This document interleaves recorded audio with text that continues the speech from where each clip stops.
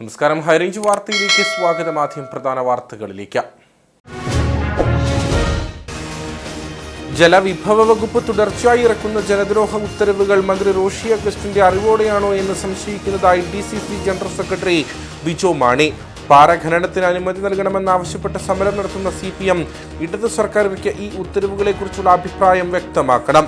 സ്വന്തം സർക്കാരിന്റെ ജലദ്രോഹ നടപടികൾ തിരുത്താൻ നടപടി സ്വീകരിക്കാതെ CPM സമരം നടത്തുന്നത് പരിഹാസ്യമെന്നും ബിജോ മാണി. തൊടുപുഴയിലെ ബിജു ജോസഫിന്റെ കൊലപാതകത്തിൽ പ്രതികളുമായി പോലീസ് തെളിവെടുപ്പ് നടത്തി. ബിജുവിനെ തട്ടിക്കൊണ്ടുപോകാൻ ഉപയോഗിച്ച വാൻ കണ്ടെത്തി. വാഹനം കേസിലെ നിർണായക തെളിവുകളിൽ ഒന്ന്. കട്ടപ്പന കല്യാണത്തണ്ടിൽ കുടിവെള്ളം കിട്ടാക്കനിയായതോടെ പ്രത്യക്ഷ സമരവുമായി പ്രദേശവാസികൾ.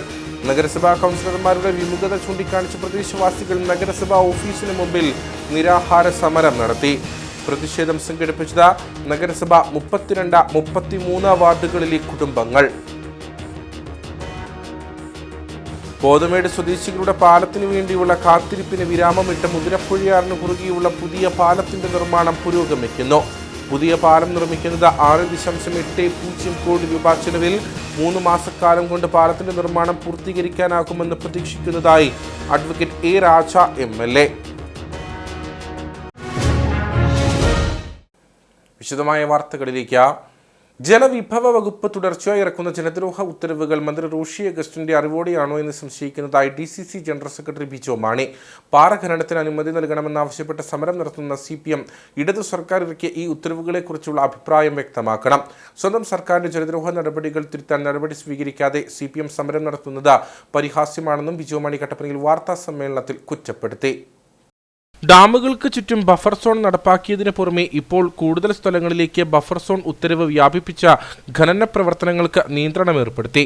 ഈ നടപടി സംസ്ഥാനത്ത് നിർമ്മാണ സാമഗ്രികളുടെ ദൗർലഭ്യം രൂക്ഷമാക്കും. കഴിഞ്ഞ ജനുവരി 20 ഇത് സംബന്ധിച്ച് ജലവിഭവ വകുപ്പ് ഉത്തരവിറക്കിയത്. 2021 ഡാം സുരക്ഷാ നിയമത്തിന്റെ പരിധിയിൽ വരുന്ന മുഴുവൻ ഡാമുകളിലും ഈ ഉത്തരവ് ബാധകമാണ്.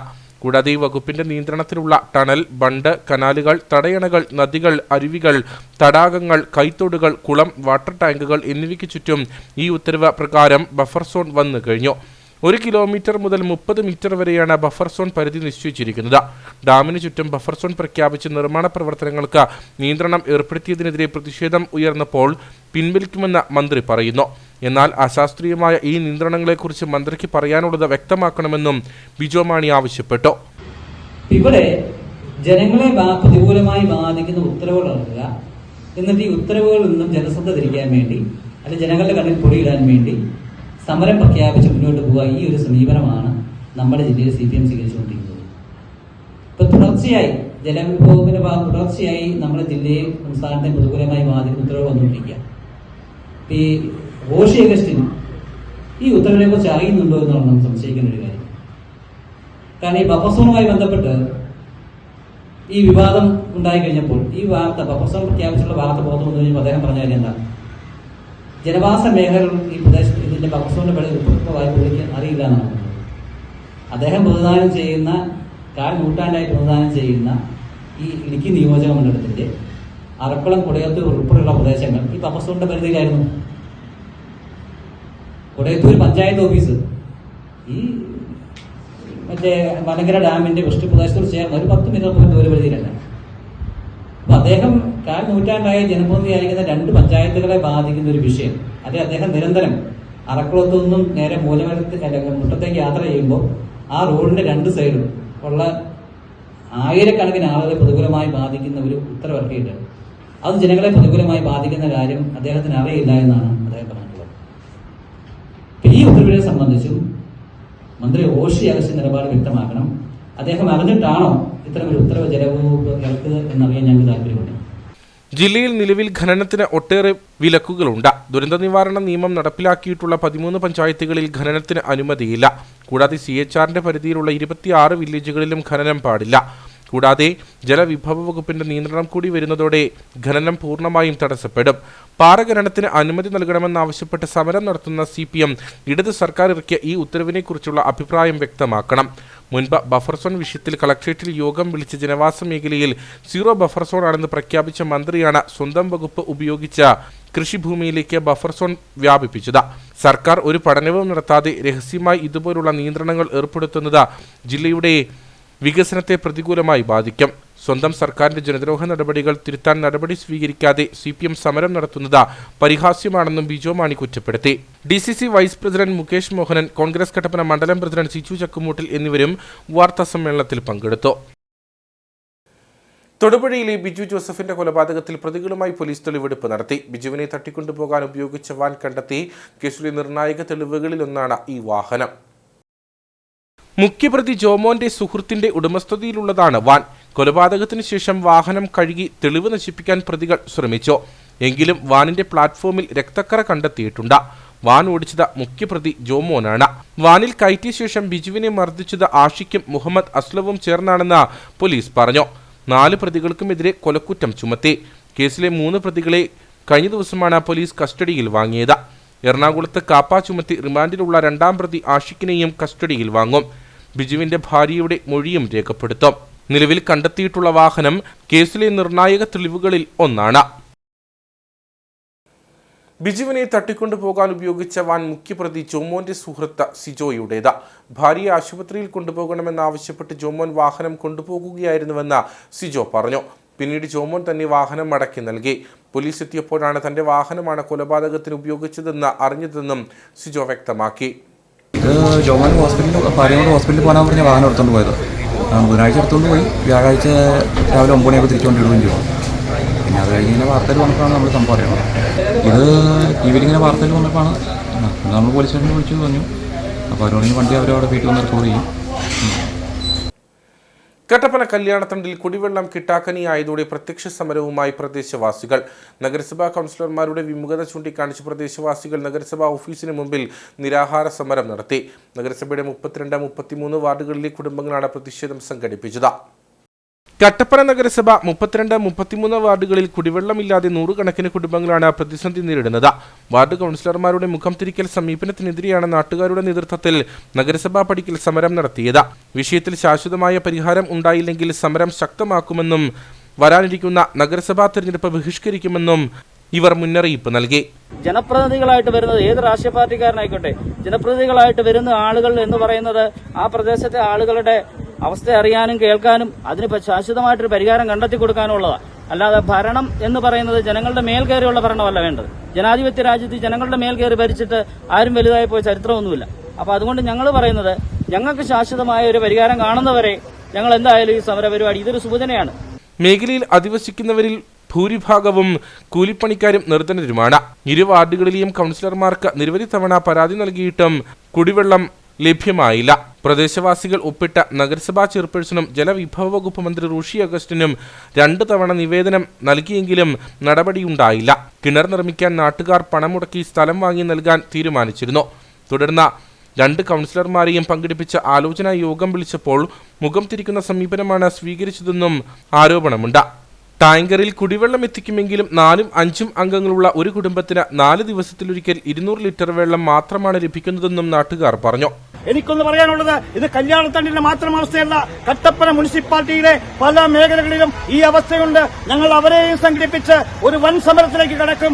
അതിനു മുമ്പായി കട്ടപ്പന മുനിസിപ്പാലിറ്റി ഭരണസമിതി ഇതിന് ശാശ്വതമായ ഒരു പരിഹാരമുണ്ടാക്കണമെന്ന് മാത്രം അഭ്യർത്ഥിച്ചുകൊണ്ട് ഞാൻ നിർത്തുന്നു. നന്ദി, നമസ്കാരം. ശുദ്ധജലക്ഷാമത്തിന് അടിയന്തര പരിഹാരം ഉണ്ടാകണമെന്ന ആവശ്യമുയർത്തിയാണ് സമരം സംഘടിപ്പിച്ചത്. കട്ടപ്പന DYSP ഓഫീസ് പരിസരത്തു നിന്നും ആരംഭിച്ച മാർച്ച് നഗരസഭാ ഗേറ്റിന് മുന്നിൽ പോലീസ് തടഞ്ഞു. കുടിവെള്ളക്ഷാമം നേരിടുന്ന നഗരസഭാ മേഖലകളിൽ കുടിവെള്ളം എത്തിക്കാൻ കട്ടപ്പന നഗരസഭയുടെ അടിയന്തര കൗൺസിലിൽ തീരുമാനം. 3 വിഷയങ്ങൾ കൗൺസിലിൽ ചർച്ച ചെയ്തു. 3 വിഷയങ്ങൾ ഉൾപ്പെടുത്തിയാണ് കട്ടപ്പന നഗരസഭയിൽ അടിയന്തര കൗൺസിൽ യോഗം ചേർന്നത്. നഗരസഭാ പരിധിയിലെ കുടിവെള്ളക്ഷാമം രൂക്ഷമായ പ്രദേശങ്ങളിൽ കുടിവെള്ള വിതരണം തദ്ദേശ സ്വയംഭരണ വകുപ്പിന് തനത് ഫണ്ടിൽ നിന്നും തുക വിനിയോഗിച്ച് നടപ്പിലാക്കുന്നതിന് തീരുമാനമായി. ഇന്ന് അടിയന്തര കൗൺസിലായിരുന്നു ഉണ്ടായിരുന്നത്. 3 അജണ്ടയാണ് ഉണ്ടായിരുന്നത്. അതിനകത്ത് ഒന്ന് ടെൻഡർ, എഞ്ചിനീയറിംഗ് സെക്ഷനിൽ നിന്നുള്ള ടെൻഡർ അംഗീകാരമായിരുന്നു, അത് അംഗീകരിച്ചു. അടുത്തത് വന്നേക്കുന്നത് കുടിവെള്ളമാണ്. കുടിവെള്ളത്തെക്കുറിച്ച് പറഞ്ഞാൽ നമുക്ക് ഈ ഒരു മാസം തൊട്ട് കുടിവെള്ള ക്ഷാമമാണ്. അപ്പം നമ്മൾ ആഴ്ചയിൽ 2 ദിവസം വെച്ച് ഏറ്റവും അത്യാവശ്യമുള്ള വാർഡിൽ വെള്ളം ഇറക്കാനും, അത് നമ്മൾ ഇട്ടേക്കുന്ന പൈസ തുക എത്രയാണെന്ന് ചോദിച്ചാൽ 29 ലക്ഷം രൂപയ്ക്കാണ്. മെയ് വരെയാണ് അത് നമ്മൾ കുടിവെള്ളം ഇറക്കേണ്ടത്. അന്നേരം ഏറ്റവും അത്യാവശ്യമാണ് രൂക്ഷമായിട്ട് കുടിവെള്ളം എത്തിക്കേണ്ട സ്ഥലം വാർഡിൽ ഇപ്പം എത്രയും പെട്ടെന്ന് എത്തിക്കാനാണ് നമ്മൾ തീരുമാനമെടുത്തിരിക്കുന്നത്, കൗൺസിൽ തീരുമാനം. അസിസ്റ്റന്റ് എഞ്ചിനീയർ നിർവഹണ ഉദ്യോഗസ്ഥനായിട്ടുള്ള പദ്ധതികളുടെ ടെൻഡർ അംഗീകാരവും എസ്റ്റിമേറ്റ് റിവിഷൻ ചെയ്യുന്നത് സംബന്ധിച്ചും ചർച്ചകൾ ഉണ്ടായി. നഗരസഭയുടെ 25/3/2025 നടത്തുന്ന കൊട്ടേഷൻ അംഗീകാരവും തുടർ നടപടികളും സംബന്ധിച്ച വിഷയവും പരിഗണനയ്ക്കായി എടുത്തു. കട്ടപ്പന കല്യാണത്തണ്ടിൽ മാലിന്യ സംസ്കരണ കേന്ദ്രം സ്ഥാപിക്കാനുള്ള നഗരസഭയുടെ നീക്കത്തിനെതിരെ കേരള കോൺഗ്രസ് എം നിരാഹാര സമരം നടത്തി. നഗരസഭാ ഓഫീസിന് മുമ്പിൽ നടന്ന നിരാഹാര സമരം കേരള കോൺഗ്രസ് എം സംസ്ഥാന സ്റ്റിയറിംഗ് കമ്മിറ്റി അംഗം അനുജൻ തോമസ് ഉദ്ഘാടനം ചെയ്തു. നഗരസഭാ പരിധിയിലെ വിനോദസഞ്ചാര കേന്ദ്രമായ കല്യാണത്തണ്ടിൽ കൂടിയാലോചനയില്ലാതെ മാലിന്യ സംസ്കരണ പ്ലാന്റ് സ്ഥാപിക്കാനുള്ള നീക്കത്തിനെതിരെയാണ് കേരള കോൺഗ്രസ് എം നഗരസഭാ ഓഫീസിന് മുമ്പിൽ നിരാഹാര സമരം നടത്തിയത്. 31-32 വാർഡുകളുടെ അതിർത്തി പ്രദേശമായ കല്യാണത്തണ്ടിൽ റവന്യൂ വകുപ്പ് വിട്ടു നൽകിയ 60 സെന്റ് സ്ഥലത്ത് മാലിന്യ സംസ്കരണ കേന്ദ്രം സ്ഥാപിക്കാനാണ് നഗരസഭാ ഭരണസമിതി ഏകപക്ഷീയമായി തീരുമാനമെടുത്തത്. ഇക്കാര്യം വാർഡ് കൗൺസിലർമാരെ അറിയിച്ചിരുന്നില്ല. പ്ലാന്റ് സ്ഥാപിച്ചാൽ കല്യാണത്തണ്ടിലെ ടൂറിസത്തിന് തിരിച്ചടിയാകും. കൂടാതെ മേഖലയിലെ ശുദ്ധജല സ്രോതസ്സുകൾ ഉൾപ്പെടെ മലിനപ്പെടും. പ്ലാന്റ് സ്ഥാപിക്കാനുള്ള തീരുമാനം നഗരസഭ ഉപേക്ഷിക്കണമെന്നാവശ്യപ്പെട്ടാണ് സമരം നടന്നത്. കേരള കോൺഗ്രസ് സ്റ്റിയറിംഗ് കമ്മിറ്റി അംഗം അഡ്വക്കേറ്റ് മനോജം തോമസ് ഉദ്ഘാടനം ചെയ്തു. വിവിധ പദ്ധതികൾ ആവിഷ്കരിച്ച് പണം അടിച്ചുമാറ്റാനുള്ള നടപടികൾ മാത്രമാണ് നഗരസഭയിൽ ഉണ്ടാകുന്നത്. 4 വർഷമായി ഭരണസമിതി ഉറങ്ങുകയാണ്. അഴിമതിയുടെ ഏറ്റവും വലിയ ഉദാഹരണമായി കട്ടപ്പന നഗരസഭ മാറിയെന്നും നഗരസഭയുടെ ഭരണവൈകല്യത്തിനെതിരെ ഇനി ജനങ്ങളും ശബ്ദമുയർത്തുമെന്നും അദ്ദേഹം പറഞ്ഞു. കഴിഞ്ഞ 4 വർഷക്കാലമായി ഈ ഭരണസമിതി ഇവിടെ ഇരുന്ന് ഉറങ്ങുകയാണ് ചെയ്തിട്ടുള്ളത്. കെടുകാര്യസ്ഥതയും അഴിമതിയുടെ ഏറ്റവും വലിയ ഉദാഹരണമാണ് കട്ടപ്പന നഗരസഭ എന്ന് പറയുന്നത്. ഇതുപോലൊരു നാറിയ ഭരണം ഇതിനു മുമ്പ് ഇവിടെ ഉണ്ടായിട്ടില്ല എന്ന് തന്നെ പറയാം. നമുക്കറിയാം, ഈ അവരുടെ ഭാവനയില്ലാത്തതിന്റെ ഏറ്റവും വലിയ ഉദാഹരണമാണ് കല്യാണത്തണ്ട് പോലെ. നമുക്കറിയാം, കട്ടപ്പനയ്ക്ക് ടൂറിസം രംഗത്ത് സാധ്യതയുള്ള ഏക സ്ഥലമായ കല്യാണത്തണ്ടിൽ അത് വേസ്റ്റ് മാലിന്യം ഡംപ് ചെയ്യാൻ വേണ്ടി ഉപയോഗിക്കുക എന്ന് പറഞ്ഞു കഴിഞ്ഞാൽ എന്ത് ഭാവനയാണ് ഈ മുനിസിപ്പാലിറ്റിക്കുള്ളത്? അവിടുത്തെ ജനങ്ങളുടെ എത്രയോ ആളുകൾ താമസിക്കുന്ന സ്ഥലമാണ്. ആ സ്ഥലം നമുക്ക് ടൂറിസപരമായിട്ട് വികസിപ്പിച്ചെടുക്കേണ്ട സ്ഥലമല്ലേ? അവിടുത്തെ ജനങ്ങളുടെ പ്രതിഷേധം ന്യായമാണ്. ഇതിനെതിരെ ശക്തമായിട്ട് സൂചനമായിട്ടാണ് ഇന്ന് നമുക്ക് ഇവിടെ സമര പരിപാടികൾ നടത്തുന്നത്. പാർട്ടി മണ്ഡലം പ്രസിഡന്റും നഗരസഭാ കൌൺസിലറുമായ ഷാജി കൂത്തോടി, നിഷാമോൾ PM, സാബു പുത്തൻ വീട്ടിൽ, മാമച്ചൻ ആഴിമാക്കൽ, ജോർജ് കുടുക്കൂർ, ബേബിച്ചൻ വടക്കേക്കര, ബിനോയ് മണിമല, ഷാജി വലിയപറമ്പിൽ, റോഷൻ ചുവപ്പങ്കൽ എന്നിവർ പങ്കെടുത്തു. കട്ടപ്പന നഗരസഭയ്ക്ക് മുൻപിൽ കേരള കോൺഗ്രസ് എം നടത്തിയ സമരം അടിസ്ഥാനരഹിതമെന്ന് നഗരസഭാ vice chairman advocate KJ Benny. കളക്ടറുടെ ഒരു കത്ത് മാത്രമാണ് നഗരസഭയിൽ എത്തിയിട്ടുള്ളത്. ഇല്ലാത്ത പ്രൊജക്ടിന്റെ പേരിൽ ജനങ്ങളെ വിഡ്ഢികളാക്കുകയാണ് സമരക്കാർ. കല്യാണത്തണ്ടിലെ കുടിവെള്ള പ്രശ്നവുമായി ബന്ധപ്പെട്ടുള്ള സമരത്തിന് പരിഹാരമായതായും വൈസ് ചെയർമാൻ വ്യക്തമാക്കി. സമരം നടത്തുന്ന ആളുകൾക്ക് പോലും സമരം എന്തിനാണെന്ന് ഒരു വ്യക്തതയുണ്ടെന്ന് എനിക്ക് തോന്നുന്നില്ല. കാരണം കട്ടപ്പന മുനിസിപ്പാലിറ്റിയിൽ ബയോ പാർക്ക് നിർമ്മിക്കുന്നതിന് വേണ്ടി നമ്മുടെ മുനിസിപ്പാലിറ്റിയുടെ കയ്യിൽ ഒരു സ്ഥലവും ഇല്ല. നിങ്ങൾക്കറിയാമല്ലോ, സ്ഥലം മുഴുവൻ നമ്മൾ PSC ഓഫീസിനായും മറ്റ് നിരവധി ഫയർഫോഴ്സിനായിട്ടും ഒക്കെ നമ്മൾ കൊടുത്തു. ഇപ്പം നമ്മുടെ കയ്യിൽ 1 സെന്റ് സ്ഥലമില്ല. അപ്പോൾ സ്ഥലം അനുവദിക്കുന്നതിന് നമ്മൾ അനുയോജ്യമായ സ്ഥലം അനുവദിച്ചു നൽകണം എന്ന് പറഞ്ഞാൽ നിർമ്മിതി കേന്ദ്രയുടെ സ്ഥലമാണ് ശരിക്കും ചോദിച്ചത്. പക്ഷേ ഗവൺമെന്റിന്റെ തീരുമാനപ്രകാരം ജില്ലാ കളക്ടർ സ്ഥലം അലോട്ട് ചെയ്ത് തന്നപ്പോൾ കല്യാണത്തണ്ടിൽ 60 സെന്റ് സ്ഥലം നഗരസഭയ്ക്ക് അനുവദിച്ചിരിക്കുന്നു എന്നൊരു കത്ത് മുനിസിപ്പാലിറ്റി വന്നിട്ടുണ്ട്. ഈ സ്ഥലം എവിടെയാണെന്ന് മുനിസിപ്പാലിറ്റിക്ക് അറിയില്ല. ഈ സ്ഥലം മുനിസിപ്പാലിറ്റി ഏൽപ്പിച്ചിട്ടില്ല, സ്ഥലം അളന്ന് ഏൽപ്പിച്ചിട്ടില്ല. അത് മാത്രമല്ല, ഒരു പദ്ധതി രൂപീകരിക്കണമെങ്കിൽ സ്ഥലം ഏറ്റെടുത്ത് അതിന് കൗൺസിൽ തീരുമാനപ്രകാരം അതിനാവശ്യമായ പ്രോജക്റ്റ് വെച്ച് വരണ്ടേ? ഇല്ലാത്ത ഒരു പ്രോജക്റ്റിന്റെ പേര് ജനങ്ങളെ വിഡ്ഢികളാക്കാൻ വേണ്ടി, ജനങ്ങളെ മണ്ടന്മാരാക്കാൻ വേണ്ടി നടത്തുന്ന അവകാശ സമരമാണ് ഈ സമരം എന്ന് പറയാതിരിക്കാൻ നിവൃത്തിയില്ല. അവരൊരു കൗൺസിൽ തീരുമാനം കാണിക്കട്ടെ. കല്യാണത്തണ്ടിൽ വേസ്റ്റ് മാനേജ്മെന്റ് ചെയ്യാൻ വേണ്ടി കൗൺസിൽ തീരുമാനം എടുത്തിട്ട് കമ്മിറ്റി തീരുമാനം വേണ്ടേ? കൗൺസിൽ തീരുമാനം വേണ്ടേ? പ്രോജക്റ്റ് വേണ്ടേ? അപ്പൊ യാതൊരു അടിസ്ഥാനവുമില്ലാതെ ഏതൊരു കാര്യത്തിനും നിങ്ങൾക്കറിയാം, ചില കൗൺസിലർമാരുടെ 1-2 കൗൺസിലർമാരുടെ പെർഫോമൻസ് നിങ്ങൾ കാണുന്നുണ്ടല്ലോ. ഏതൊരു കാര്യത്തിലും അവർക്ക് ആക്ഷേപമാണ്. ഏതായാലും ആക്ഷേപം. ഒരു അടിസ്ഥാനമില്ലാത്ത സമരമാണെന്ന് അടിവരയിട്ട് പറയുന്നു. ഈ സമരത്തെ ജനങ്ങൾ പുച്ഛിച്ചു തള്ളും എന്നുള്ള കാര്യത്തിൽ യാതൊരു സംശയവുമില്ല. ഈ സമരം യാതൊരു അടിസ്ഥാനവുമില്ലാത്ത, യാതൊരു തത്വദീക്ഷയുമില്ലാത്ത ജനങ്ങളെ മണ്ടന്മാരാക്കുന്നതിനുള്ള സമരമാണ് എന്നാണ് ഭരണസമിതിയുടെ അഭിപ്രായം. കുടിവെള്ളത്തിന്റെ എന്തുറപ്പന്മേലാണ് സമരം പിൻവലിച്ചത്? കുടിവെള്ള പദ്ധതിക്ക് അവിടെയുള്ള ആളുകൾ ചേർന്ന് അവിടെ കല്യാണത്തണ്ടില് ഈ കുഴൽക്കിണർ കുഴിച്ചാൽ ജലം കിട്ടത്തില്ല. 450 അടിയെ നമുക്ക് കുഴൽക്കിണർ കുഴിക്കാൻ കഴിയത്തുള്ളൂ. അപ്പോൾ അവരവിടുത്തെ ആളുകളൊക്കെ കൂടി ചേർന്ന് കുളം, അവിടെ വെള്ളമുള്ള സാധ്യതയുള്ള സ്ഥലമുണ്ട്, അത് കുളം നിർമ്മിക്കുന്നതിന് ആവശ്യമായ സ്ഥലം അവർ വാങ്ങി സറണ്ടർ ചെയ്ത് മുനിസിപ്പാലിറ്റി ഏൽപ്പിക്കും. മുനിസിപ്പാലിറ്റി ഏൽപ്പിക്കുമ്പോൾ അവിടുത്തെ വാർഡ് കൗൺസിലർമാരുടെ ഫണ്ട്, കുടിവെള്ളത്തിന് വെച്ചിരിക്കുന്ന ഫണ്ട് അതിലേക്ക് ഉപയോഗിക്കും. ആ ഫണ്ട് തികയാതെ വന്നാൽ പൊതു ഫണ്ട് ഉപയോഗിച്ചാണെങ്കിലും ആ കല്യാണത്തണ്ടിലെ നിരവധിയായ ജനങ്ങളുടെ കുടിവെള്ള ക്ഷാമമുണ്ട്, അത് ശാശ്വതമായി പരിഹരിക്കുന്നതിനുള്ള നിലപാടും അതിനുള്ള നടപടിയും ഈ ഭരണസമിതി. പോതമേട് സ്വദേശികളുടെ പാലത്തിനു വേണ്ടിയുള്ള കാത്തിരിപ്പിന് വിരാമമിട്ട മുതിരപ്പുഴയാറിന് കുറുകെയുള്ള പുതിയ പാലത്തിന്റെ നിർമ്മാണം പുരോഗമിക്കുന്നു. മൂന്നാർ ഹെഡ് വർക്ക്സ് ഡാമിന് തൊട്ട് താഴെ നിന്നും മുതിരപ്പുഴയ്ക്ക് കുറുകെ പോതമേട് റോഡിനെ ബന്ധിപ്പിക്കുന്ന പാലത്തിന്റെ നിർമ്മാണമാണ് നടക്കുന്നത്. 6.80 കോടി രൂപ ചെലവിലാണ് പുതിയ പാലം നിർമ്മിക്കുന്നത്. 3 മാസക്കാലം കൊണ്ട് പാലത്തിന്റെ നിർമ്മാണം പൂർത്തീകരിക്കാനാകുമെന്ന് പ്രതീക്ഷിക്കുന്നതായി അഡ്വക്കേറ്റ് എ രാജ MLA പറഞ്ഞു. മൂന്നാർ പോതമേട്ടിലേക്ക് യാത്ര ചെയ്യാൻ ഹെഡ് വർക്ക്സ് അണക്കെട്ടിന് സമീപത്തു നിന്നും പുതിയൊരു പാലം നിർമ്മിക്കണമെന്ന ആവശ്യം ഏറെ നാളുകളായി നിലനിൽക്കുന്നതാണ്. പോതമേട് സ്വദേശികളുടെ പാലത്തിനു വേണ്ടിയുള്ള പതിറ്റാണ്ടുകളായുള്ള കാത്തിരിപ്പാണിപ്പോൾ സഫലമായിട്ടുള്ളത്. പഴയ മൂന്നാർ ഹെഡ് വർക്ക്സ് ഡാമിന് തൊട്ടു താഴെ നിന്നും മുതിരപ്പുഴയ്ക്ക് കുറുകെ പോതമേട് റോഡിനെ ബന്ധിപ്പിക്കുന്ന പുതിയ പാലത്തിന്റെ നിർമ്മാണമാണ് പുരോഗമിക്കുന്നത്. പാലം യാഥാർത്ഥ്യമാകുന്നതോടെ പോതമേടിന്റെ വിനോദസഞ്ചാര മേഖലയ്ക്കുൾപ്പെടെ ഇത് പ്രയോജനകരമാകും. 3 മാസക്കാലം കൊണ്ട് പാലത്തിന്റെ നിർമ്മാണം പൂർത്തീകരിക്കാനാകുമെന്ന് പ്രതീക്ഷിക്കുന്നതായി അഡ്വക്കേറ്റ് എ രാജ MLA പറഞ്ഞു. മൂന്നാറിൽ വർദ്ധിച്ചു വരുന്ന ഗതാഗത കുരുക്കിന് ഒരു പരിഹാരമുണ്ടാക്കുന്നതിന് വേണ്ടി കഴിഞ്ഞ വർഷം നമ്മൾ എങ്ങനെയാണ് ഇത് പരിഹരിക്കാൻ പറ്റും, മൂന്നാറിലെ തിരക്ക് കൂടിക്കൊണ്ടിരിക്കുകയാണ്. അപ്പോൾ ബജറ്റിൽ 5 കോടി രൂപ അനുവദിച്ചു. ഹെഡ് വർക്ക്സോട് ചേർന്നുള്ള സ്ഥലത്ത് ഒരു പാലം പണിത് അവിടെ നല്ല തിരക്ക് വരുന്ന സന്ദർഭങ്ങളിൽ ഇവിടെ വാഹനം വൺ വേ ട്രാഫിക്കായി വിടാൻ വേണ്ടിയിട്ട്, ഇപ്പോൾ നിലവിലുള്ള പാലത്തിലൂടെ വലിയ വണ്ടികൾ പോകാൻ പറ്റില്ല, ഡാം സേഫ്റ്റിയുടെ പ്രശ്നമുണ്ട്. അപ്പോൾ അതുകൊണ്ടാണ് തൊട്ടടുത്ത് തന്നെ ഒരു പുതിയ പാലം പണിയണം. 5 കോടി രൂപ വെച്ചു. പിന്നീട് എസ്റ്റിമേറ്റൊക്കെ പ്രിപ്പയർ ചെയ്തപ്പോൾ ഏകദേശം 6.25 കോടി രൂപ വന്നു.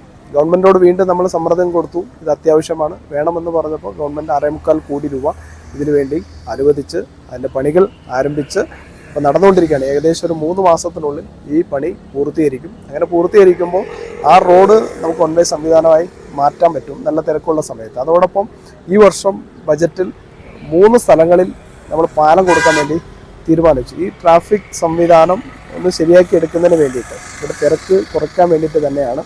ഇപ്പോൾ മൂന്നാറിൽ നിന്ന് നമ്മൾ ബൈപ്പാസ് റോഡ് എന്ന് പറയും, ആ ബൈപ്പാസ് റോഡ് നല്ല രീതിയിൽ BMBC ആക്കുന്നതിനും അതുപോലെ അവിടെ ഒരു പാലം വളവ് എന്ന് പറയുന്ന സ്ഥലത്തോട് ചേർന്നുള്ള ഒരു സ്ഥലത്ത് ഒരു പാലം പണിയുന്നതിന് വേണ്ടി ഈ വർഷം 3 കോടി രൂപ നമ്മൾ അനുവദിച്ചിട്ടുണ്ട്. 6.80 കോടി രൂപ ചെലവിലാണ് പുതിയ പാലം നിർമ്മിക്കുന്നത്.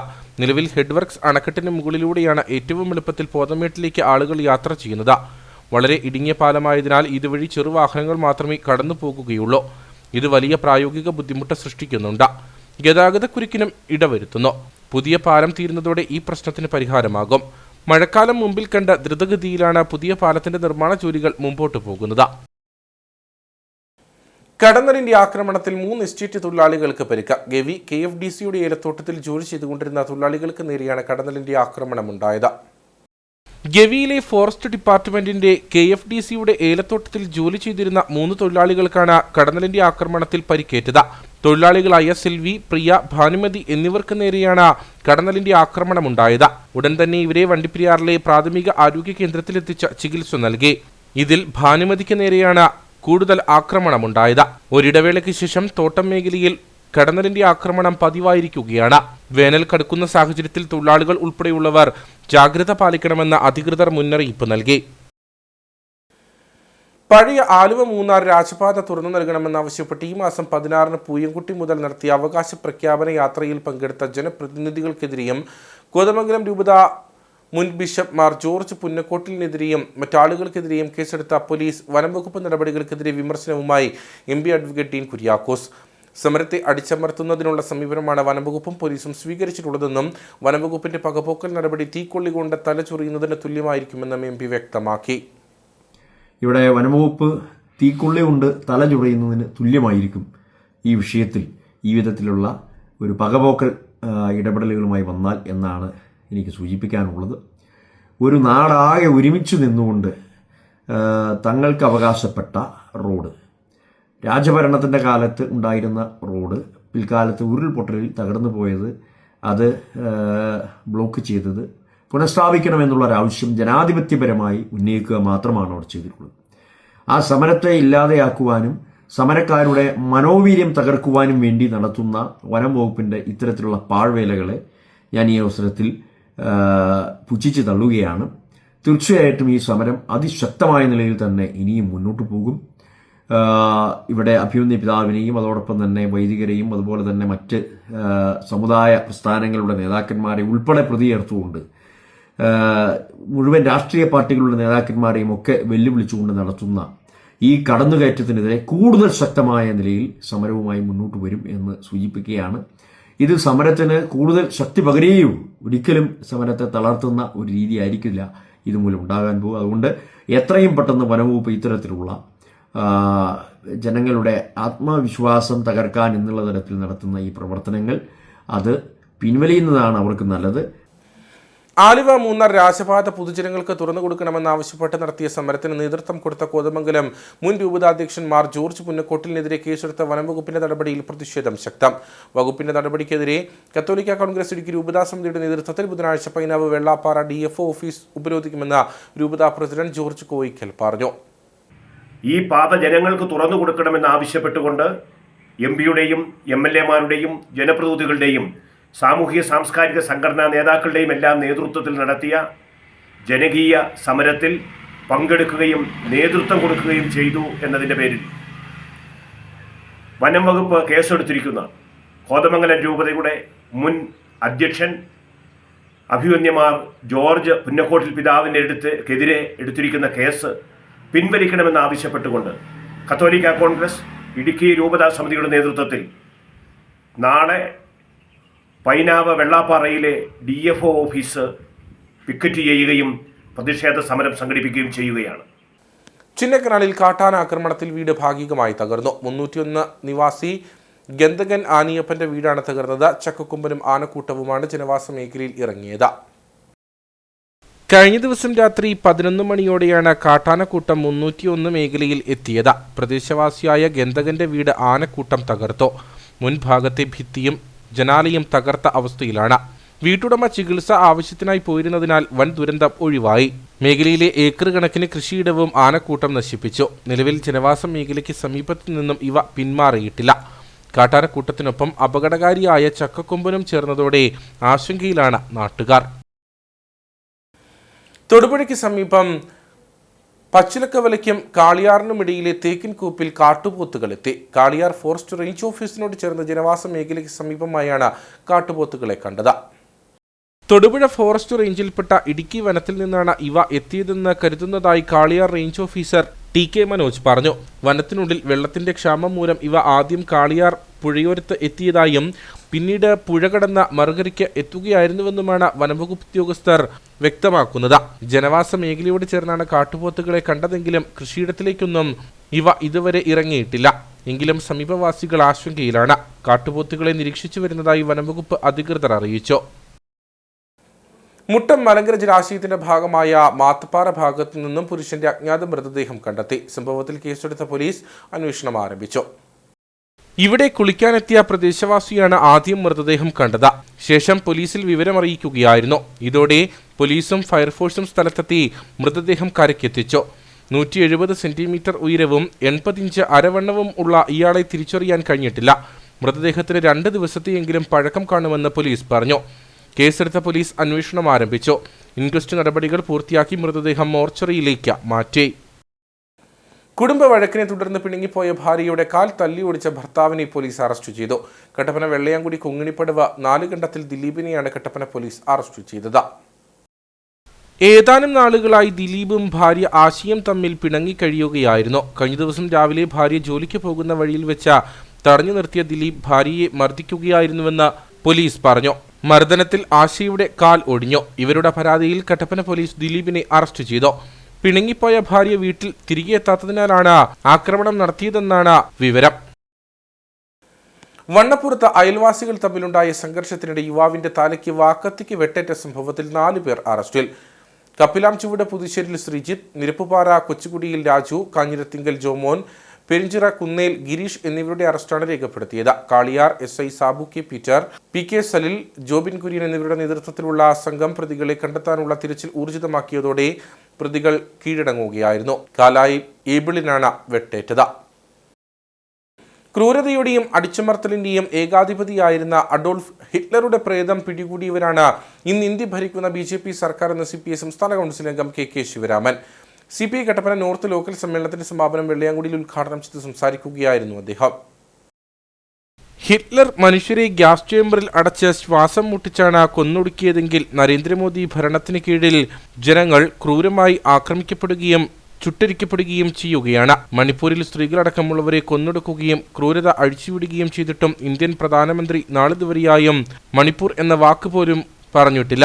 ഇന്ത്യൻ സ്വാതന്ത്ര്യ സമരത്തെ ഒറ്റുകൊടുത്ത RSSനും BJPക്കും എങ്ങനെയാണ് സ്വാതന്ത്ര്യ സമരത്തെ അനുകൂലിച്ച് സംസാരിക്കുവാൻ കഴിയുന്നതെന്നും KK ശിവരാമൻ ചോദിച്ചു. ഫാസിസം നമ്മളെ വിഴുങ്ങാൻ പോകുന്ന തരത്തിൽ കാര്യങ്ങൾ ചെയ്തുകൊണ്ടിരിക്കുക. ഹിറ്റ്ലർ 2ാം ലോക മഹായുദ്ധകാലത്ത് ചെയ്തതാണ് ഇവിടെ നരേന്ദ്രമോദി ചെയ്തുകൊണ്ടിരിക്കുന്നത്. ഇവിടെ ഫാസിസമായിട്ടില്ല എന്ന് പറയുന്ന ചിലരുണ്ട് കേട്ടോ. ഇന്ത്യയിൽ ഫാസിസമായിട്ടില്ല, ഇവിടെ ജനാധിപത്യ ഗവൺമെൻറ് ഉണ്ട്. അതുകൊണ്ട് ഫാസിസം എന്ന് പറയാൻ കഴിയില്ല. ഫാസിസത്തിലേക്ക് പോകാനുള്ള സാധ്യതകളുണ്ട് എന്നാണ് ചില വിപ്ലവകാരികൾ ഇപ്പോൾ കണ്ടുപിടിച്ചിരിക്കുന്നത്.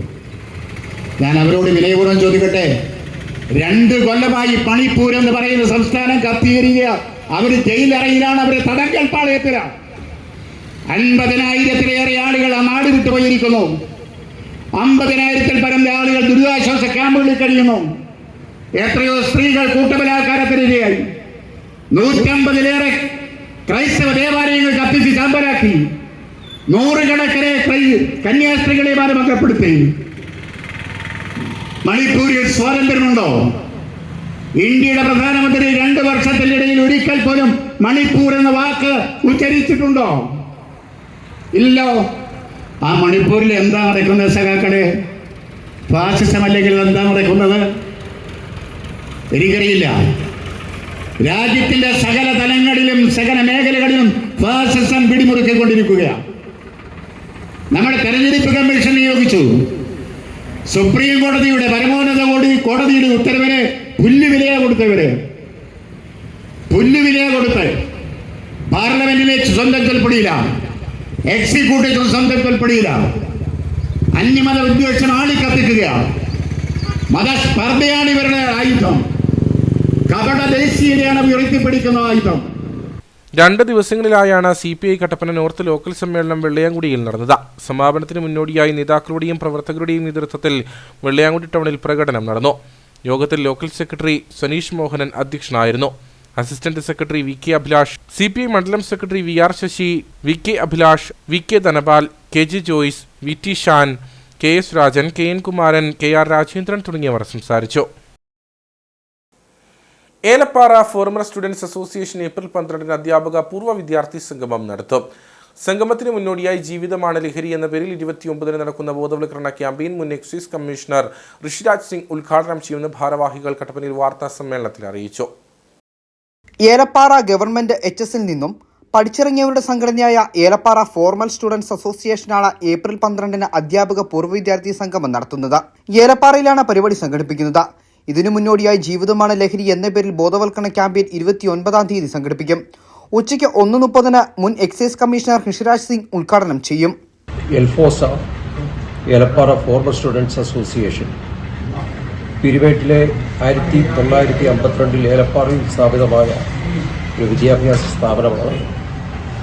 1952 മുതൽ 2024 വരെ ഉള്ള കാലഘട്ടം എന്ന് പറയുമ്പോൾ 72 വർഷങ്ങൾ പിന്നിട്ട കലാലയത്തിൻ്റെ പൂർവ്വ വിദ്യാർത്ഥി സംഘടനയാണ് എൽഫോസ എന്ന് പറയുന്നത്.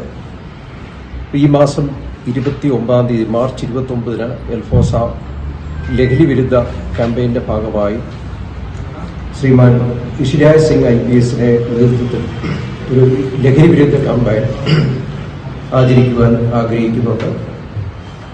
അതിൻ്റെ സ്ലോഗൻ തന്നെ ഡ്രഗ് അബ്യൂസ് ആൻഡ് പ്രിവെൻഷൻ എന്നാണ്. പീരുമേട് താലൂക്കിലെ 12 വിദ്യാലയങ്ങളിൽ നിന്നുള്ള professional college, higher secondary, high school തലം വരെയുള്ള 300-ലേറെ വിദ്യാർത്ഥികൾ പങ്കെടുക്കും. കൂടാതെ സംഗമത്തിന് പ്രചരണാർത്ഥം കലാപ്രവർത്തകർ പങ്കെടുക്കുന്ന വിളംബര സാംസ്കാരിക ജാഥ ഏപ്രിൽ 6-ന് പീരുമേട് താലൂക്കിന്റെ വിവിധ കേന്ദ്രങ്ങളിൽ പര്യടനം നടത്തും. 2014 രൂപീകരിച്ച ഏലപ്പാറ ഫോർമൽ സ്റ്റുഡൻസ് അസോസിയേഷൻ സാംസ്കാരിക രംഗത്ത് സജീവമായി പ്രവർത്തിച്ചു വരികയാണ്. രാജ്യത്തിന് അകത്തും പുറത്തുമായി 20-ൽ പരം യൂണിറ്റുകളും പ്രവർത്തിക്കുന്നു. 1800-ൽ പരം പുസ്തകങ്ങളുള്ള ലൈബ്രറിയും ഓഫീസും സംഘടനയ്ക്കുണ്ട്. വാർത്താസമ്മേളനത്തിൽ association president Mathew John, general secretary OH Shaji John, T George കുട്ടി, K ചന്ദ്രസലീം എന്നിവർ പങ്കെടുത്തു. കേരള യൂത്ത് ഫ്രണ്ട് ജേക്കബ് വിഭാഗം ഇടുക്കി ജില്ലാ പ്രതിനിധി സമ്മേളനം ചെറുതോണിയിൽ നടന്നു. സ്റ്റോണേജ് ഓഡിറ്റോറിയത്തിൽ നടന്ന സമ്മേളനം കേരള യൂത്ത് ഫ്രണ്ട് ജേക്കബ് സംസ്ഥാന പ്രസിഡന്റ് സാജൻ ജോസഫ് ഉദ്ഘാടനം ചെയ്തു. യൂത്ത് ഫ്രണ്ട് ജില്ലാ പ്രസിഡന്റ് ബിനു പെരുമന അധ്യക്ഷത വഹിച്ച യോഗം സംസ്ഥാന പ്രസിഡന്റ് സാജൻ ജോസഫ് ഉദ്ഘാടനം ചെയ്തു. നമ്മുടെ യുവജന സംഘടനകൾക്ക് അതിൽ കൃത്യമായ പങ്കുണ്ട്. ആ ഒരു ലഹരിക്കെതിരെ നമ്മൾ യുവജന സംഘടന മുന്നിട്ടിറങ്ങണം. ഈ ലഹരി പോലീസ് പിടിച്ചോളൂ, അല്ലെങ്കിൽ വേറെ ആളുകളുടെ ഇതിപ്പോ എന്നാ നമ്മൾ വിശേഷം എന്ന് വെച്ചാൽ ഇതിപ്പോ നമ്മൾ പത്രത്തിൽ വായിക്കുകയുള്ളൂ. ഇത് അയലോകത്തെ വീട്ടിൽ നടക്കുന്ന, അല്ലെങ്കിൽ തൊട്ടപ്പുറത്തെ ജില്ലയിൽ നടക്കുന്ന. നാളെ ഇത് ഇങ്ങോട്ട് ഇങ്ങനെ വന്നുകൊണ്ടിരിക്കുക. അപ്പൊ നമ്മൾ ഓരോ സ്ഥലം പറഞ്ഞോട്ടെ, തിരുവനന്തപുരത്ത് നിന്ന് കൊല്ലം വന്നു, കൊല്ലത്ത് നിന്ന് പത്തനംതിട്ട വന്നു, പത്തനംതിട്ടയിൽ നിന്ന് എറണാകുളം വന്നു, എറണാകുളത്ത് നിന്ന് ഇനിയിപ്പോ അങ്ങോട്ട് ഇടുക്കിയിലേക്ക് വരും, ഇടുക്കിയിൽ നിന്ന് ഇപ്പൊ ചെറുതോണി വന്ന്, നാളെ കഞ്ഞിക്കുഴി വന്നു, നമ്മുടെ വീട്ടിൽ വന്നു. അപ്പം ഇത് നാളെ നമ്മുടെ വീട്ടിൽ വരും. കാരണം നമ്മുടെ പിള്ളേരൊക്കെ അങ്ങ് വലുതായിക്കൊണ്ടിരിക്കും. സാമ്പേട്ടന്റെ പിള്ളേരൊക്കെ ചെറുത്, അതിങ്ങനെ വലുതായി ഇപ്പൊ 1-ൽ 4-ൽ 5-ൽ ഇപ്പം എനിക്ക് തോന്നുന്നത് 8-ാം ക്ലാസ് മുതലൊക്കെ ഉപയോഗിക്കുന്നെങ്കിൽ നാളെ 3-ാം ക്ലാസ് മുതൽ 4-ാം ക്ലാസ് മുതൽ. യുവതലമുറയെ വഴിതെറ്റിക്കുന്ന മയക്കുമരുന്ന് മാഫിയയ്ക്കെതിരെ പോരാടാൻ യുവാക്കൾ ഒന്നിച്ച് അണിചേരണമെന്ന് അദ്ദേഹം പറഞ്ഞു. കേരള കോൺഗ്രസ് ജേക്കബ് ജില്ലാ വർക്കിംഗ് പ്രസിഡന്റ് സാം ജോർജ് മുഖ്യപ്രഭാഷണം നടത്തി. നിയോജക മണ്ഡലം പ്രസിഡന്റ് സിബിച്ചൻ മനക്കൽ, ജില്ലാ സെക്രട്ടറി ഔസേപ്പച്ചൻ ഇടക്കുളം, ജോബിൻ ചേന്നാട്ടുമറ്റം തുടങ്ങിയവർ സംസാരിച്ചു. നിരവധി പ്രതിനിധികൾ പരിപാടിയിൽ പങ്കെടുത്തു. മലയോര ഹൈവേയുടെ നിർമ്മാണ പ്രവർത്തനങ്ങൾ പുരോഗമിക്കുന്ന മാട്ടുകെട്ട ടൗണിലെ റോഡിന്റെ മധ്യഭാഗം ടാർ ചെയ്യുന്നതിൽ വീതി കുറവ് ആരോപിച്ച് നാട്ടുകാരും വ്യാപാരികളും കരാറുകാരും തമ്മിൽ തർക്കം.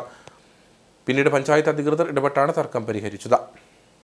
മലയോര ഹൈവേയുടെ നിർമ്മാണം നടക്കുന്ന അയ്യപ്പൻകോവിൽ മാട്ടുകെട്ടയിൽ തുടക്കം മുതൽക്കേ അശാസ്ത്രീയത ആരോപിച്ചിരുന്നു. നിലവിൽ മാട്ടുകെട്ട ടൗണിന്റെ മധ്യഭാഗം ടാർ ചെയ്യുന്നതിലാണ് പരാതി ഉയർന്നിരിക്കുന്നത്. വീതി കുറച്ചാണ് ഇവിടെ ടാറിംഗ് നടക്കുന്നതെന്നാണ് വ്യാപാരികളുടെയും നാട്ടുകാരുടെയും പരാതി. മാട്ടുകെട്ട ടൗണിലെ റോഡ് സംബന്ധമായിട്ട് കുറേ മാസങ്ങളായിട്ട് ഇങ്ങനെ പൊളിഞ്ഞ് ഇവിടുത്തെ കടക്കാരെല്ലാം പൊടി കഴിച്ചു വയ്ക്കുക. അപ്പോൾ നിലവിലത് വാട്ടർ അതോറിറ്റിക്കാരത് റോഡിന് നടുക്കൂടെ പൈപ്പ് ഇട്ടതിൻ്റെ ഫലമായിട്ടാണ് അത് ഏറ്റവും കുളവായത്. അത് കഴിഞ്ഞ് ആ പൈപ്പ് എടുത്ത് അപ്പുറത്തിട്ടിട്ടു. അത് കഴിഞ്ഞപ്പോഴത്തേന് ഇവർ റോഡ് പണിക്കാരെ ടാർ ചെയ്യാമെന്ന് പറഞ്ഞു. നേരത്തെ എസ്റ്റിമേറ്റ് എടുത്ത് പോയി ടാർ ചെയ്യാമെന്ന് പറഞ്ഞ റോഡാണ്. അതിപ്പോൾ റോഡ് ചെയ്തുകൊണ്ടിരിക്കുമ്പോഴത്തേന് നിലവിൽ 4.5 മീറ്റർ ടാറിംഗ് ഉള്ള റോഡ് ഇപ്പോൾ 2.5 മീറ്ററിനുള്ളിൽ ചെയ്യത്തില്ല. അതാണ് ഇവിടെ ആൾക്കാരുമായിട്ട് വിഷയം ഉണ്ടാക്കി ഉദ്യോഗസ്ഥന്മാരെല്ലാം വിളിച്ചു വരുത്തി വിളിച്ചു പറഞ്ഞ് ഇപ്പം നിലവിൽ അവർ ചെയ്തു തരാമെന്ന് പറഞ്ഞിട്ടുണ്ട്. മതിയായ വീതിയില്ലാതെ റോഡ് ടാർ ചെയ്താൽ ഇത് ഗതാഗത കുരുക്കിന് കാരണമാകും. സംഭവത്തെ തുടർന്ന് പ്രതിഷേധം ഉയർന്നതോടെ ഗ്രാമപഞ്ചായത്ത് പ്രസിഡന്റ് ഉൾപ്പെടെയുള്ളവർ സ്ഥലത്തെത്തി ചർച്ച നടത്തി. ഇതോടെയാണ് തർക്കം പരിഹരിച്ചത്. ഉപ്പുതറ 9 ഏക്കർ ശശികവല പട്ടികജാതി കോളനിയിലേക്കുള്ള കലുങ്കിന്റെ നിർമ്മാണം പൂർത്തീകരിച്ചു. വർഷങ്ങളായി തകർന്നു കിടന്നിരുന്ന കലുങ്കിന്റെ നിർമ്മാണം ഗ്രാമപഞ്ചായത്തിന്റെ SC ഫണ്ടിൽ നിന്നും 4 ലക്ഷം രൂപ ചിലവഴിച്ചാണ് പൂർത്തീകരിച്ചത്. 9 ഏക്കർ ശശികവല പട്ടികജാതി നഗറിലേക്കുള്ള റോഡിലെ കലുങ്ക തകർച്ചയുടെ വക്കിലെത്തിയിട്ട് വർഷങ്ങളേറെ കഴിഞ്ഞിരുന്നു.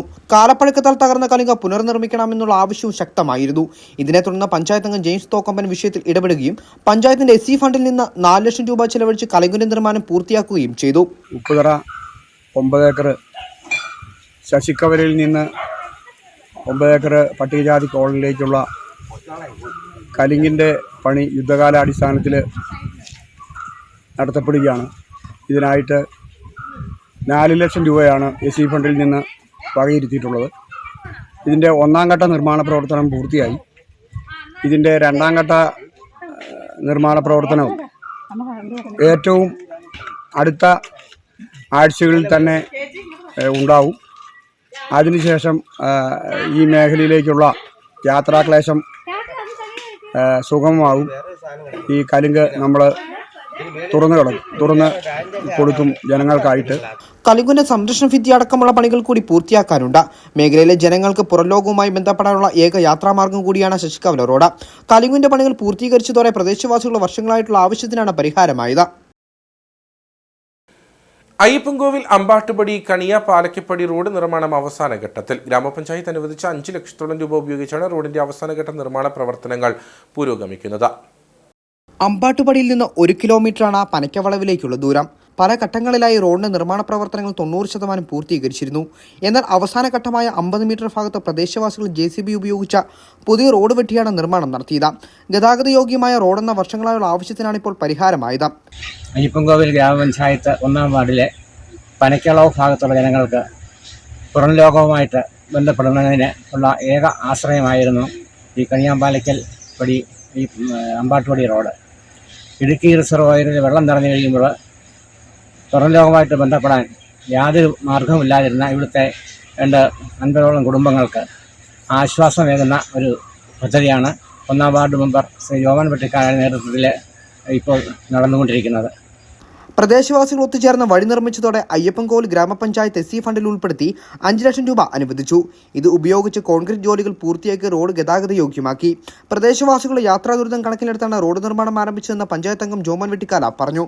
ഇവർ രണ്ടുപേരും വളരെ ആത്മാർത്ഥമായിട്ട് നിന്നുകൊണ്ടാണ് നമുക്ക് ഈ പദ്ധതി പൂർത്തീകരിക്കാൻ സാധിച്ചത് എന്നുള്ള കാര്യത്തിൽ യാതൊരുവിധ തർക്കവുമില്ല. കാരണം ജോർജ് സാറ് അതുപോലെ തന്നെ സണ്ണി സ്ഥലം എത്ര വേണേലും എടുത്ത് ആ റോഡിന് ആവശ്യമായ വീതി എടുക്കുന്നതിന് യാതൊരുവിധ പ്രതിഫലേച്ഛയും കൂടാതെ തന്നെ സ്ഥലം വിട്ടുതരികയും അതുപോലെ തന്നെ നമുക്ക് ഈ റോഡ് നടപ്പ് വഴിക്ക് പോലും യോഗ്യമല്ലാതെ കിടന്നിരുന്ന ഈ റോഡ് ഇത്ര നല്ല രീതിയിലാക്കി തരാൻ അവർ വളരെയേറെ പ്രയത്നം ചെയ്തിട്ടുണ്ട്. കാരണം ഇതിൻ്റെ എർത്ത് വർക്ക് ചെയ്യുന്നതിന് വേണ്ടി ഏകദേശം ഒരു 10,000 രൂപയ്ക്ക് അടുത്ത് JCBക്ക് കൊടുക്കേണ്ടതായിട്ട് വന്നു. അത് ഈ നാട്ടിലെ ജനങ്ങളുടെ ആവശ്യമായതുകൊണ്ട് ആ ജനങ്ങളെല്ലാവരും കൂടി നിന്നുകൊണ്ട് തന്നെയാണ് ആ പൈസ സമാഹരിച്ച് ഇതിൻ്റെ എർത്ത് വർക്ക് നടത്തി ഇതിൻ്റെ വർക്കുകൾ പൂർത്തീകരിക്കുന്നൊരു സ്ഥലം വിട്ടുകൊടുക്കാനും അതുപോലെ ചോദിച്ച ആരും യാതൊരുവിധ ഉപേക്ഷയും കൂടാതെ തന്നെ ഈ റോഡ് പണി പൂർത്തിയാക്കുന്നതിന് വേണ്ടി സഹകരിച്ചിട്ടുണ്ട്. എന്തായാലും ഈ ഭാഗത്തെ ജനങ്ങളുടെ സ്വപ്ന സാക്ഷാത്കാരം തന്നെയാണ് ഈ റോഡിൻ്റെ പൂർത്തീകരണം.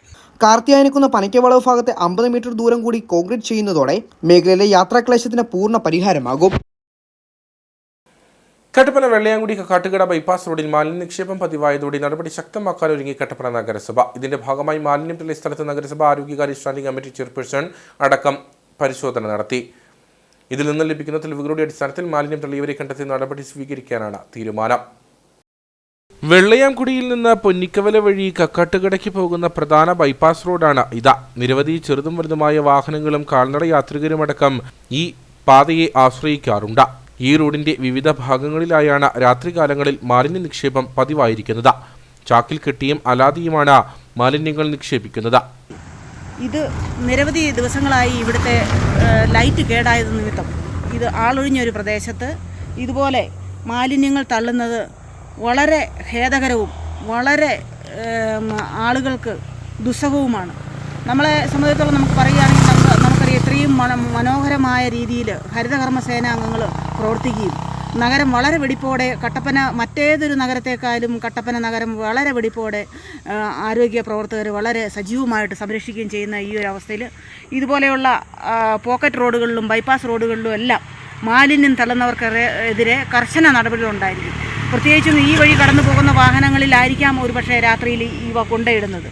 സ്നാഗ്ഗി അടക്കം അതുപോലെ തന്നെ മെഡിക്കൽ ടാബ്ലറ്റുകൾ, സിറിഞ്ചുകൾ, കുട്ടികൾ ഉപയോഗിക്കുന്ന പുസ്തകങ്ങളുടെ താളുകളടക്കം അതുപോലെ തന്നെ വീട്ടിൽ നിത്യേന ഉപയോഗിക്കുന്ന പ്ലാസ്റ്റിക് ഉൽപ്പന്നങ്ങളടക്കം ഇവിടെ ഈ കൊണ്ടുവന്ന് വലിച്ചെറിയുന്ന സാമൂഹ്യ ദ്രോഹികൾ ആരൊക്കെയാണെങ്കിലും അവർക്ക് ഈ നാടിനോട് ഒരു പ്രതിബദ്ധതയും ഇല്ലാത്തവരാണെന്ന് സൂചിപ്പിക്കുക മാത്രമല്ല അത് ഏതെങ്കിലും തരത്തിൽ ഇവ തെരഞ്ഞുകൂടി അത് അവരുടെ അഡ്രസ്സ് കണ്ടെത്തി അവരുടെ വീട്ടിൽ തന്നെ ഞാൻ തന്നെ കൊണ്ടിടാൻ തന്നെയാണ് ഞാൻ തീരുമാനിച്ചിരിക്കുന്നത്. ആറുകളും തോടുകളും മറ്റ് കുടിവെള്ള സ്രോതസ്സുകളും അടക്കമുള്ള മേഖലയ്ക്ക് സമീപത്താണ് മാലിന്യ നിക്ഷേപം. ഇതോടെ മാലിന്യം തള്ളിയവരെ കണ്ടെത്താനുള്ള നടപടികളുമായി നഗരസഭയും രംഗത്തെത്തി. പ്രദേശത്ത് കൂടുതലായി മാലിന്യം തള്ളുന്ന മേഖലകൾ കേന്ദ്രീകരിച്ച് ക്യാമറ സ്ഥാപിക്കുകയും പരിശോധന ശക്തമാക്കുമെന്നും നഗരസഭ ആരോഗ്യകാര്യ standing committee chairperson Leelamma Baby അറിയിച്ചു. അയ്യപ്പൻകോവിൽ മരുന്നുപേട്ട ക്ഷീരോത്പാദക സംഘത്തിൽ വെച്ച് ക്ഷീര കർഷകർക്കായി ഏകദിന പരിശീലന പരിപാടി സംഘടിപ്പിച്ചു. Milk producers director Johnson KK പരിപാടി ഉദ്ഘാടനം ചെയ്തു. ദക്ഷിണേന്ത്യയിലെ ഏറ്റവും മികച്ച പ്രവർത്തനം കാഴ്ചവെക്കുന്ന ക്ഷീര സഹകരണ സ്ഥാപനമായി NDDB മിൽമ എറണാകുളം മേഖലാ യൂണിയനെ തിരഞ്ഞെടുത്തതിന്റെ ഭാഗമായിട്ടാണ് ഇന്ത്യയിൽ ആദ്യമായി പ്രാഥമിക സംഘം തലത്തിൽ നടപ്പിലാക്കുന്ന സമഗ്ര ക്ഷീര കർഷക പരിശീലന പരിപാടിയുടെ ആദ്യഘട്ടം മരുതുംപേട്ട ക്ഷീരോത്പാദക സംഘത്തിൽ നടന്നത്. 4 ജില്ലകളിലായി 5000-ലധികം കർഷകർക്കായിട്ടാണ് പരിശീലന പരിപാടി സംഘടിപ്പിക്കുന്നത്. ഓരോരുത്തരെയും മികച്ച ക്ഷീര കർഷകരാക്കി മാറ്റുക, അതോടൊപ്പം പാലിന്റെ ഗുണമേന്മ വർദ്ധിപ്പിക്കുക എന്ന ലക്ഷ്യം മുൻനിർത്തിയാണ് സെമിനാറുകളും പരിശീലന പരിപാടികളും നടത്തുന്നത്. പരിശീലന പരിപാടി milk producers director Johnson K ഉദ്ഘാടനം ചെയ്തു. Milma PI unit head Akhil Anand class നയിച്ചു. ആപ്കോസ് എന്ന് പറഞ്ഞാൽ ആനന്ദ് പാറ്റേൺ കോഓപ്പറേറ്റീവ് സൊസൈറ്റി, അതായത് ഗുജറാത്തിലെ ആനന്ദിൽ ഉണ്ടാക്കിയ ആ സൊസൈറ്റിയുടെ പിൻപറ്റിയാണ് നമ്മൾ എല്ലാ മേഖലകളിൽ സൊസൈറ്റികൾ വരുന്നത്. അപ്പോൾ ഓരോ ക്ഷീര മേഖലയിൽ ഉണ്ടാക്കുന്ന society Anand pattern cooperative society ആയിട്ടാണ് രജിസ്റ്റർ ചെയ്തത്.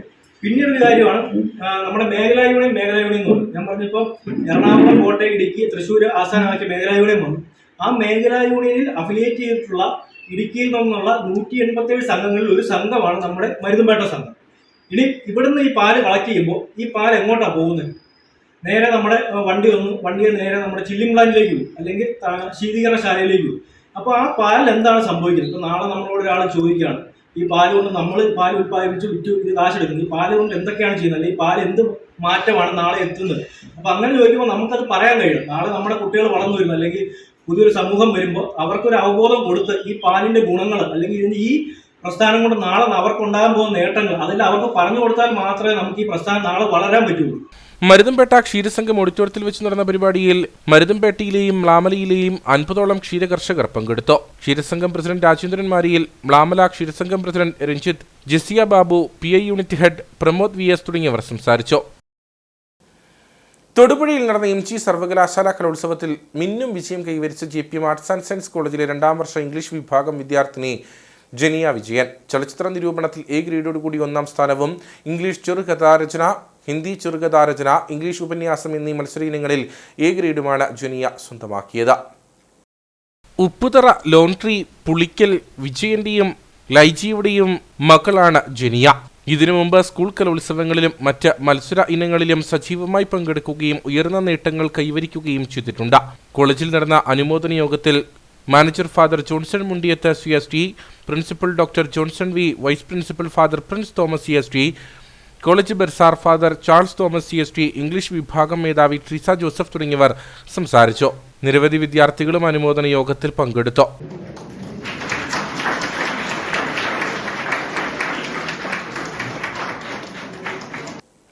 ഇനി കമ്പോള വില നിലവാരം.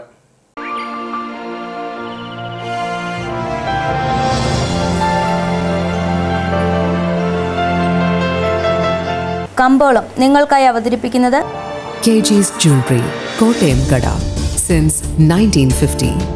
പരിശുദ്ധ സ്വർണം വിശ്വസ്ത കരങ്ങളിലൂടെ.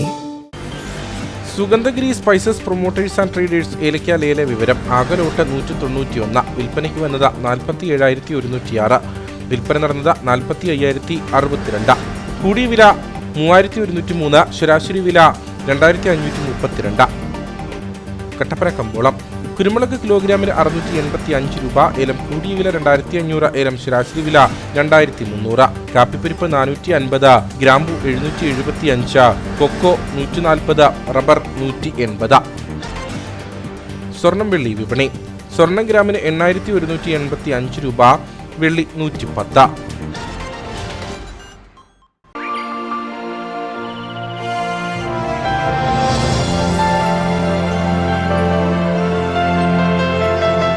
കമ്പോളം നിങ്ങൾക്കായി അവതരിപ്പിച്ചത് KG's Jewelry, കോട്ടയം കട, സിൻസ് 1950.